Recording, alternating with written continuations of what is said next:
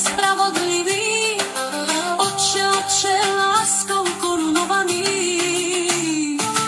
V výškach a v jeho čemných hĺbkach nekonečná vesmíru, cítim, že sa medzi nami Otče dlieva v láske teplom vzdušným, elektrickým prúdom neurónov srdca. Ela, ela,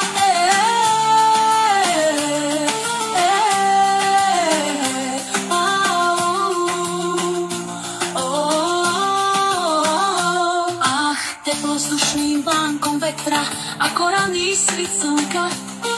Ty tak pre mňa veľa znamenáš, je to láska nebeská, je to láska anielská, ktorá v srdci básni spieva a hrá.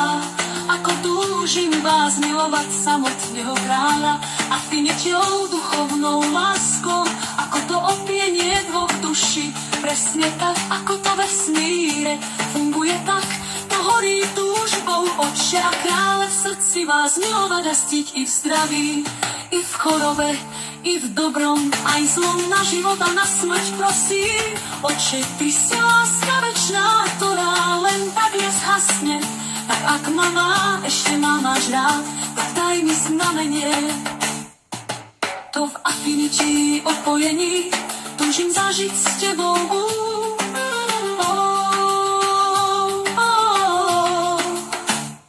Večný Otče a krále,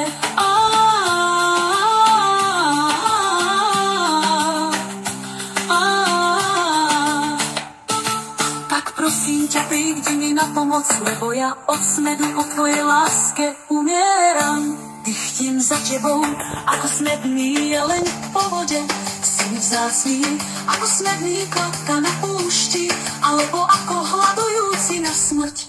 Tak túžim ťa ctiť a milovať, že o takej láske nebolo v celom nekonečne v paralelných vesmírov. Horím ohňom túžby, ja človek biedný, na smrť chudobný, v srdci tichý a pokorný a skrúšený, či ťa smie milovať. Nakoľko som úprimná chudobná hriešnica, ktorá pokorne a úprimne po tebe zatúžila, tak prosím ťa, daj mi okúsiť, ako chutí láska od teba. Ako šťastiu mi nič netreba. Teda láska nie je hriech, ak som ťa hodná. O také láske, keby si vedel, ako ťa ľúbi moje srdce, dojalo by ťa to k slzám a plakal by si pre lásku Boží dni a noci a radoval by si sa sám král. Otče večný, milujem ťa na život aj na smrti.